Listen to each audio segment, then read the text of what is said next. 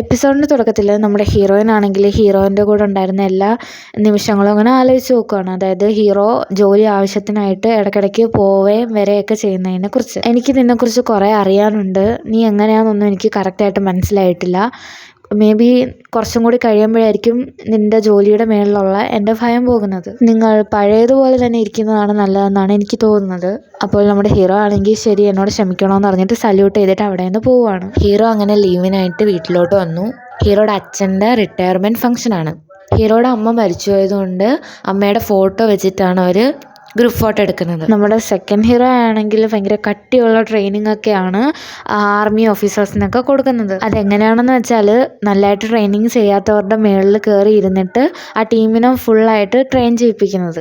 എന്നിട്ട് നമ്മുടെ second hero ഒരു ഓഫർ കൊടുക്കുകയാണ്, നിങ്ങൾ ആർമി ഏരിയയിൽ പുറത്ത് വെച്ച് എവിടെയെങ്കിലും വെച്ച് എന്നെ കാണുവാണെങ്കിൽ നിങ്ങൾക്ക് എൻ്റെ കൂടെ ഫൈറ്റ് ചെയ്യാം, നിങ്ങളുടെ ദേഷ്യമെല്ലാം നിങ്ങൾക്ക് അപ്പോൾ തീർക്കാം. അപ്പോൾ ശരി, നമുക്ക് നമ്മുടെ ട്രെയിനിങ് സ്റ്റാർട്ട് ചെയ്യാം. അപ്പോഴേക്കും നമ്മുടെ ഫസ്റ്റ് ഹീറോ ആണെങ്കിൽ നിങ്ങളുടെ ട്രെയിനിങ് ക്യാമ്പിലേക്ക് ഭംഗിയുള്ളൊരു ചെറുപ്പക്കാരൻ വരുന്നു എന്നും പറഞ്ഞിട്ട് അവിടുന്ന് കുതിച്ച് ഇങ്ങനെ വരുവാണ്. അങ്ങനെ തലകീഴായിട്ട് നിൽക്കുന്ന നമ്മുടെ ഫസ്റ്റ് ഹീറോയോട് സെക്കൻഡ് ഹീറോ വന്ന് ചോദിക്കുകയാണ്, നീ എന്താ ഇവിടെ ചെയ്യുന്നത്, നിൻ്റെ ലീവ് ഇതുവരെയായിട്ടും തീർന്നില്ലല്ലോ. അപ്പം നമ്മുടെ ഹീറോ പറയുകയാണ്, ഞാൻ നിന്നെ ഒരുപാട് മിസ് ചെയ്തു, അതുകൊണ്ടാണ് നിന്നെ കാണാനായിട്ട് ഞാൻ ഇത്ര വേഗത്തിൽ ഇങ്ങോട്ട് വന്നതെന്ന്. അങ്ങനെ ഒരു ഫുഡ് കഴിക്കാനായിട്ട് ഒരു സ്ഥലത്തേക്ക് പോകുമ്പോൾ നമ്മുടെ ട്രെയിനീസ് എല്ലാം അങ്ങോട്ട് വരുവാണ്. ഇവരെ കണ്ടുടനെ നമ്മുടെ സെക്കൻഡ് ഹീറോ ആണെങ്കിൽ ഷർട്ടൊക്കെ എടുത്ത് ഇങ്ങനെ മറഞ്ഞിരിക്കാനായിട്ടൊക്കെ നോക്കുവാണ്. പക്ഷെ അവർ കണ്ടുപിടിക്കുകയാണ്. എന്നിട്ട് അവർ വന്നിട്ട് ചോദിക്കുകയാണ്, നിങ്ങളല്ലേ പറഞ്ഞത് ആർമി ഏരിയയുടെ പുറത്ത് വെച്ച് എവിടെ വെച്ച് കണ്ടാലും നമുക്ക് ഫൈറ്റ് ചെയ്യാമെന്ന്, എങ്കിൽ ശരി വാ നമുക്ക് ഫൈറ്റ് ചെയ്യാം. അത് കണ്ടിട്ട് നമ്മുടെ ഹീറോ പറയുകയാണ്, ശരി ഞാൻ 1 2 3 എണ്ണാം, 3 എണ്ണുമ്പോഴത്തേക്ക് നമുക്ക് ഇവിടുന്ന് പോകാമെന്ന്. ഡേ 1 ആണെങ്കിൽ 1 2 3 എണ്ണുന്നതിന് മുമ്പേ 3 എന്ന് പറഞ്ഞിട്ട് അങ്ങ് ഓടിപ്പോവാണ്. അങ്ങനെ അവർ ഒരു വിധത്തിൽ അവിടെ നിന്ന് രക്ഷപ്പെട്ട് ഓടി വന്നൊരു സ്ഥലത്തേക്ക് ചാടുമ്പോൾ അവിടെ ഫുള്ള് മിലിറ്ററി ഓഫീസേഴ്സ്. അപ്പം നമ്മുടെ ഹീറോ പറയാണ്, ഇന്നെന്ത് വല്ല ആർമി ഡേ വല്ലതും ആണോ, എവിടെ നോക്കിയാലും ആർമിക്കാരെയാണല്ലോ കാണുന്നത്. ഹീറോ പറയാണ്, നമ്മൾ 2 പേരേ ഉള്ളു, ഇവർ ഒത്തിരി പേരുണ്ട്, നമുക്ക് അടിച്ചു നിൽക്കാൻ പറ്റത്തില്ല, വാ നമുക്ക് ഓടാന്ന് പറഞ്ഞിട്ട് 2 പേരും കുതിച്ച് കുറേ ദൂരം വന്നിട്ട് ഒരു സ്ഥലത്ത് വന്ന് ഒളിച്ചിരിക്കുവാണ്. നമ്മുടെ ആർമി ഓഫീസേഴ്സ് ഇവരെ വിരട്ടി പുറകെ തന്നെ വരുന്നുണ്ട്. അങ്ങനെ അവരവിടെ ഇരിക്കുമ്പോൾ നമ്മുടെ സെക്കൻഡ് ഹീറോ ചോദിക്കുകയാണ്, ശരി നിൻ്റെ ഗേൾ ഫ്രണ്ടിൻ്റെ കാര്യമൊക്കെ എന്തായി? അപ്പോൾ ഹീറോ പറയുകയാണ്, അതൊക്കെ പോയി, ഞാൻ ഇതുവരെയായിട്ടും അതിൽ നിന്ന് റിക്കവർ ആയിട്ടില്ല, കുറച്ച് ദിവസത്തിനുള്ളിൽ ശരിയാവുമായിരിക്കും. അപ്പോൾ സെക്കൻഡ് ഹീറോ പറയുകയാണ്, ഇത് നീ 10ാമത്തെ പ്രാവശ്യമാണ് ഈ ഇരുന്ന് എൻ്റെ അടുത്ത് പറയുന്നത്. അപ്പോൾ ഹീറോ പറയുകയാണ്, ശരി ഞാൻ 10 പ്രാവശ്യമെങ്കിലും ട്രൈ ചെയ്തിട്ടുണ്ട്, നീ ഒരു പ്രാവശ്യം പോലും ഒന്ന് ട്രൈ ചെയ്തിട്ടില്ലല്ലോ എന്ന്. അപ്പോൾ നമ്മുടെ സെക്കൻഡ് ഹീറോ ആണെങ്കിൽ ശരി ബൈ ക്യാപ്റ്റൻ, ലീവ് നന്നായിട്ട് എൻജോയ് ചെയ്യുമെന്ന് പറഞ്ഞിട്ട് സല്യൂട്ടൊക്കെ ചെയ്തിട്ട് നടന്നു പോവാണ്. അപ്പം നമ്മുടെ ഹീറോ പറയുകയാണ്, നിൻ്റെ വീടിൻ്റെ അടുത്ത് വരെ ഞാൻ വന്നില്ലേ, ഇച്ചിരി ചായ കുടിക്കാനെങ്കിൽ എന്നെ ഒന്ന് വിളിച്ചുകൂടെ എന്ന്.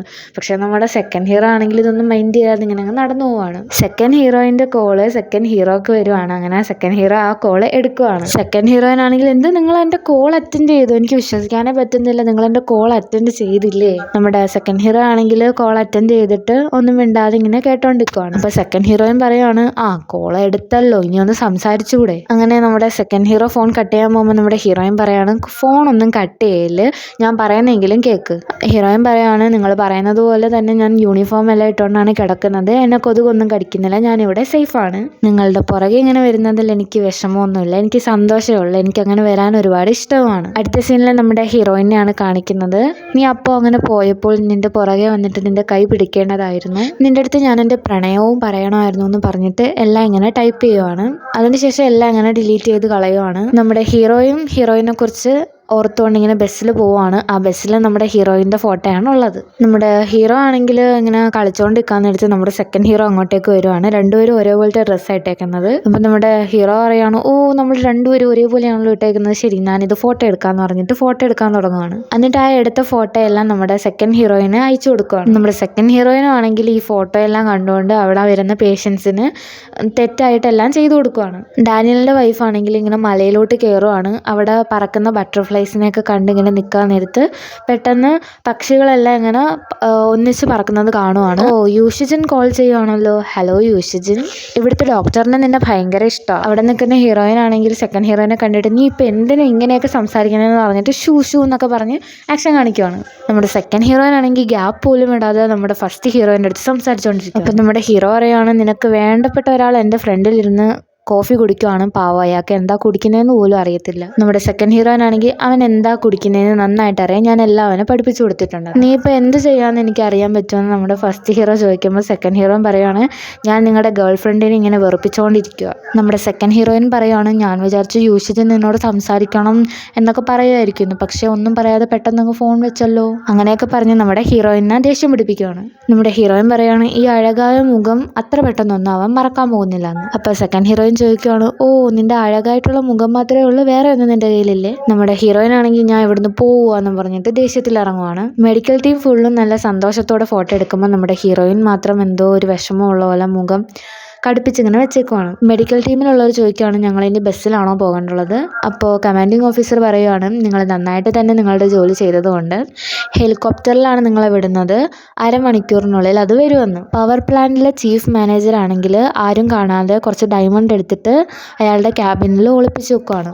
ആ ഓഫീസിൽ ജോലി ചെയ്യുന്നൊരു പയ്യൻ ഉറക്കത്തിൻ്റെ ഇടയിൽ അത് കാണുവാണ്. എന്നിട്ട് എന്തോ നടക്കുന്നെന്നും പറഞ്ഞിട്ട് തിരിച്ച് ഉറങ്ങുവാണ്. ഉറക്കം എണീറ്റതിന് ശേഷം അവൻ പോയി കണ്ണാടിയിൽ ഇങ്ങനെ നോക്കാൻ നേരത്ത് അവൻ്റെ തലക്കിട്ട് അസിസ്റ്റന്റ് മാനേജർ അയാൾ പറയുവാണ്, നിന്റെ അടുത്ത് എത്ര പ്രാവശ്യം പറഞ്ഞിട്ടുണ്ട് സേഫ്റ്റി മാസ്ക് ഇല്ലാതെ ഇവിടെ നിൽക്കരുതെന്ന്. എന്നിട്ട് അയാളുടെ തലയിലിരുന്ന സേഫ്റ്റി മാസ്ക് എടുത്ത് അവൻ്റെ തലയിൽ ഇട്ട് കൊടുക്കുവാണ്. ആ പയ്യനാണെങ്കിൽ അപ്പോൾ എൻ്റെ ഹെയർ സ്റ്റൈലെല്ലാം സ്പോയിലായല്ലോ എന്ന് പറഞ്ഞ് കണ്ണാടി നോക്കിക്കൊണ്ടിരിക്കാൻ നേരത്ത് പെട്ടെന്ന് ആ കണ്ണാടിയിൽ വിള്ളൽ വരുവാണ്. ആർമി യൂണിറ്റിലെ കിച്ചണിലെ എല്ലാ സാധനങ്ങളും തറയിലോട്ട് വന്ന് പെട്ടെന്ന് വീഴുവാണ്. കുറച്ച് നേരത്തിനുള്ളിൽ തന്നെ ഉറൂക്കിൽ ഒരു ഭയങ്കരമായിട്ടുള്ളൊരു ഭൂമി കുലുക്കം വരുവാണ്. അതുമല്ലാതെ അവിടെ കെട്ടിക്കൊണ്ടിരുന്ന ആ പവർ പ്ലാന്റും തറയിൽ വീഴുവാണ്. ഒരു ഭയങ്കരമായിട്ടുള്ളൊരു ഭൂമി കുലുക്കത്തിന് സാക്ഷിയാവുകയാണ് ഉറൂക്ക് നഗരം. അങ്ങനെ ന്യൂസിലെല്ലാം തന്നെ എല്ലാവരും ഇത് അറിയുവാണ്. ഇത് കണ്ടിട്ട് നമ്മുടെ ഹീറോ ആണെങ്കിൽ ഉടനെ ഹെഡ് ഓഫീസിലോട്ട് ഫോൺ ചെയ്യുവാണ്. പക്ഷേ സിഗ്നൽ ലോസ്റ്റ് ആവുന്നുണ്ട്.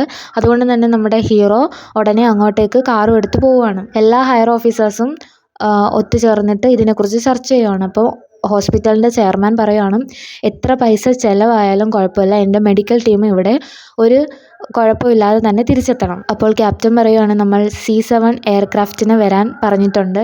ആ എയർക്രാഫ്റ്റിലുള്ളത് വളരെ എക്സ്പീരിയൻസ് ആയിട്ടുള്ള സോൾജേഴ്സാണ്. ഈ സിറ്റുവേഷൻ വളരെ നല്ല രീതിയിൽ തന്നെ ഇവർ കൈകാര്യം ചെയ്യും. ആ എയർക്രാഫ്റ്റിൽ നമ്മുടെ സെക്കൻഡ് ഹീറോയും ഫസ്റ്റ് ഹീറോയും ഉണ്ട്. ഫ്ലൈറ്റിൽ കേരള എന്ന് പറഞ്ഞിട്ട് നമ്മുടെ മെഡിക്കൽ ടീം എല്ലാം വന്നിട്ട് ആ മെഡിക്കൽ യൂണിറ്റിലോട്ട് വന്ന് ചേരുവാണ്.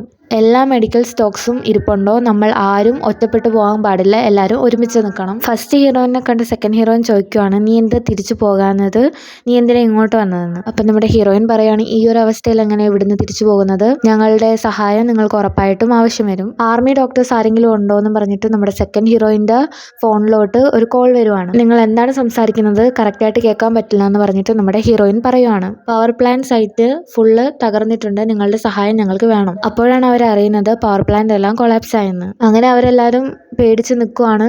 വലിയ നാശനഷ്ടം തന്നെയാണ് വന്നിട്ടുള്ളതെന്ന്. പവർ പ്ലാന്റ് സൈറ്റിലോട്ട് മെഡിക്കൽ ടീമും ആർമിയും എത്തുന്നു. നിങ്ങളുടെ മെഡിക്കൽ സെറ്റ് എടുത്ത് ഇട്ടോ, അതിട്ട് കഴിഞ്ഞാൽ പരിക്ക് പറ്റിയവർക്ക് നമ്മൾ ഡോക്ടറാണെന്ന് മനസ്സിലാവും. നിങ്ങൾക്ക് റൂൾസിനെ പറ്റിയെല്ലാം അറിയാലോ, ഏതേത് കളർ ആർക്കൊക്കെയാണെന്നൊക്കെ നല്ലതായിട്ട് അറിയാലോ. പച്ച കളർ പരിക്കേറ്റവർക്ക്, യെല്ലോ കളർ ഒബ്സർവേഷന്, റെഡ് കളർ ഇമ്മീഡിയറ്റ് ആയിട്ട് സർജറി ചെയ്യേണ്ടവർക്ക്, ബ്ലാക്ക് കളർ മരിച്ചവർക്കും. നമ്മുടെ ഹീറോയിന്റെ ഹീൽസ് കല്ലിലുടക്കുമ്പോൾ അത് അടിച്ചു പൊട്ടിച്ച് ഫ്ലാറ്റ് ആക്കുവാണ് നമ്മുടെ ഹീറോയിൻ. ആർമി ടീം ഒരു സൈഡിൽ ഭയങ്കരമായിട്ട് ജോലി ചെയ്തുകൊണ്ടിരിക്കുകയാണ്. അങ്ങോട്ടേക്ക് വരുന്ന പവർ പ്ലാന്റിന്റെ ചീഫ് മാനേജർ പറയുകയാണ്, അവിടെ ഏകദേശം 30 പേര് ജോലി ചെയ്തിട്ടുണ്ട്. അത് മാത്രമല്ല, എൻ്റെ ഓഫീസിൽ കുറേ ഇമ്പോർട്ടൻ്റ് ആയിട്ടുള്ള ഫയൽസ് ഉണ്ട്, അത് നിങ്ങൾ പുറത്തെടുക്കണമെന്ന്. അപ്പോൾ ഓഫീസർ പറയുകയാണ്, ആദ്യം ഞങ്ങൾ ഇവിടെ കുടുങ്ങി കിടക്കുന്നവരുടെ ജീവൻ രക്ഷിക്കട്ടെ എന്ന്. അങ്ങനെ ഹീറോയിൻ ഇങ്ങനെ നടന്നു പോകാൻ നേരത്ത് ഒരാൾ ഹീറോയിൻ്റെ കൈ പിടിച്ചിട്ട് പറയുകയാണ്, എന്നാൽ എൻ്റെ ഷൂ നിങ്ങൾ ഉപയോഗിച്ചോളാൻ. നമ്മുടെ ഹീറോയിൻ ആണെങ്കിൽ അവിടെ ഫുള്ള് നടന്ന് ഹീറോയിൻ്റെ കാലിലൊക്കെ ചെറുതായിട്ട് പരിക്കൊക്കെ പറ്റിയിട്ടുണ്ട്. അതുകൊണ്ടാണ് അയാൾ കൊടുത്തത്.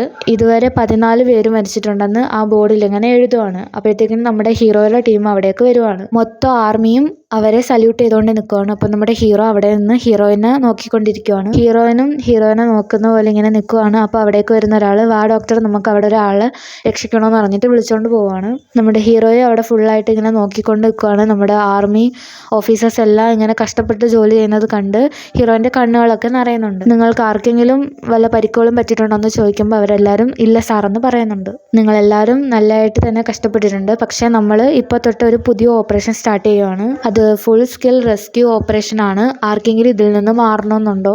ഇത് കേട്ടിട്ട് മൊത്തം ആർമി ടീമും നോ സാറെന്ന് ഉച്ചത്തിൽ പറയുവാണ്. ഓക്കെ ശരി, പക്ഷെ ആർക്കും പരിക്കുകളൊന്നും പറ്റാതെ നോക്കണം. നിങ്ങൾക്ക് ആർക്കെങ്കിലും വല്ല പരിക്ക് പറ്റിയാൽ നമ്മളെ വിശ്വസിച്ച് നിൽക്കുന്ന ആൾക്കാരെ നമുക്ക് രക്ഷിക്കാൻ കഴിയില്ല. സെക്കൻഡ് ഹീറോ വന്നതറിഞ്ഞ് നമ്മുടെ സെക്കൻഡ് ഹീറോയിൻ അങ്ങോട്ട് ഓടി വരുവാണ്. സെക്കൻഡ് ഹീറോ പറയാണ്, നിനക്കൊന്നും പറ്റിയില്ലല്ലോ, നിന്നെക്കുറിച്ച് ഓർത്ത് എനിക്ക് വളരെ വിഷമം ഉണ്ടായിരുന്നു. സെക്കൻഡ് ഹീറോയിൻ പറയുവാണ്, നിങ്ങൾക്ക് പരിക്കുകളൊന്നും പറ്റാതെ നിങ്ങൾ നോക്കണം, നിങ്ങളുടെ ദേഹത്ത് ഒരു പോറൽ പോലും പറ്റരുത്, ഇതെൻ്റെ ഓർഡറാണ്. നമ്മളുടെ ഹീറോയിൻ്റെ ഷൂലേസ് അഴിഞ്ഞ് അങ്ങനെ നമ്മുടെ ഹീറോയിൻ അവിടെ ഇരുന്ന് ഷൂലേസ് കെട്ടുവാണ്. അവിടേക്ക് വരുന്ന നമ്മുടെ ഹീറോ ആണെങ്കിൽ കുനിഞ്ഞ് നമ്മുടെ ഹീറോയിൻ്റെ ഷൂലേസ് കെട്ടിക്കൊടുക്കുവാണ്. ഹീറോ പറയാണ്, നീ നല്ലതുപോലെ തന്നെ ശ്രദ്ധിച്ച് വേണം ജോലിയൊക്കെ ചെയ്യാൻ, ഒരു പരിക്കും പറ്റാതെ നോക്കണമെന്ന്. അപ്പോൾ ഹീറോയിനും പറയുവാണ്, നിങ്ങളും നിങ്ങളുടെ ശരീരം നന്നായിട്ട് നോക്കണമെന്ന് പറയുന്നു. എന്നിട്ട് രണ്ടുപേരും ഓപ്പോസിറ്റായിട്ട് നടന്നു പോവുകയാണ്. അങ്ങനെ നമ്മുടെ ഈ ഒരു എപ്പിസോഡ് ഇവിടെ എൻഡ് ആവുകയാണ്. എല്ലാവരും ലൈക്കും സബ്സ്ക്രൈബും ഒക്കെ ചെയ്ത് സപ്പോർട്ട് ചെയ്യുക.